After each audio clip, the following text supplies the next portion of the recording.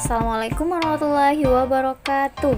Apa kabar Ananda Soli dan Solihah? Semoga semuanya dalam keadaan sehat ya. Bertemu kembali dengan Ustazah Mira pada pembelajaran ilmu pengetahuan alam kelas 4. Kali ini materi kita masih pada penerapan sifat-sifat bunyi yang keterkaitannya dengan indera pendengaran.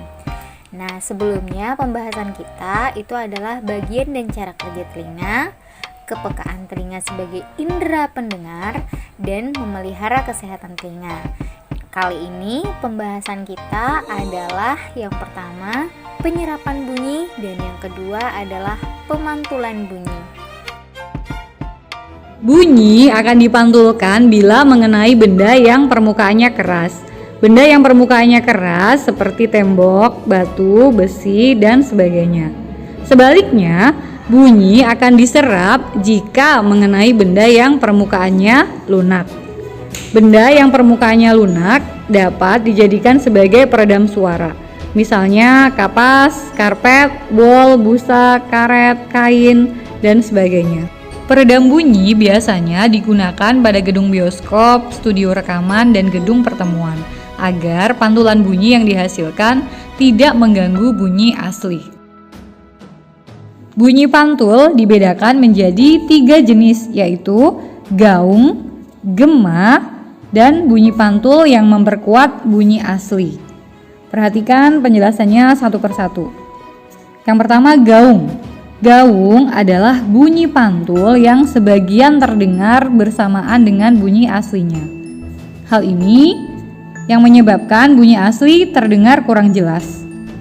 Peristiwa seperti ini dapat terjadi dalam sebuah gedung yang tidak ada peredam suaranya.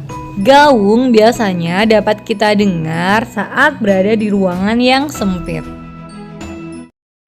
Apakah yang dimaksud gaung atau kerdam? Gaung terjadi ketika sebagian bunyi pantul terdengar hampir bersamaan dengan bunyi asli, sehingga bunyi aslinya menjadi tidak jelas. Gaung juga dapat terjadi di dalam gedung-gedung.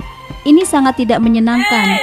Gaung dapat dihilangkan dengan mengatur posisi dinding ruang sedemikian, sehingga bunyi pantul tiba dalam waktu lebih cepat, atau telinga masih mendengar sebagai satu bunyi. Jika bunyi pantul tiba kurang dari 35 meter sekon dari bunyi asli.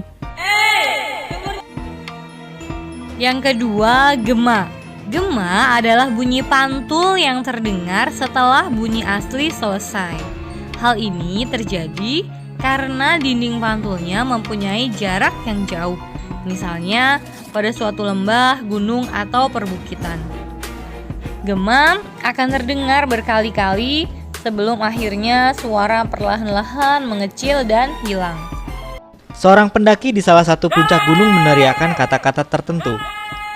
Aneh, teriakan yang terdengar tidak 1 kali, tetapi 2-3 kali secara beruntun, kemudian melemah.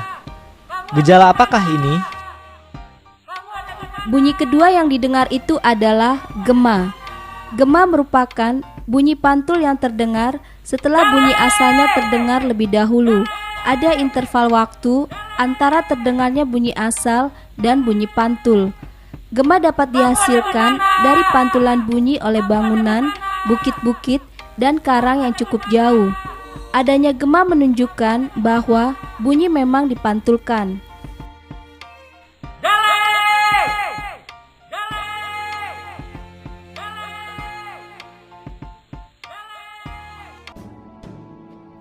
Yang ketiga, bunyi pantul yang memperkuat bunyi asli.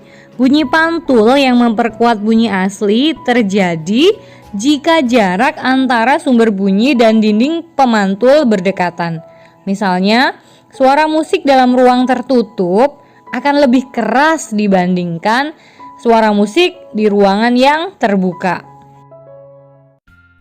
Baiklah, terima kasih kepada Ananda, Soli, dan Solihah yang sudah menyimak video pembelajaran ini. Ustazah tutup. Wassalamualaikum warahmatullahi wabarakatuh.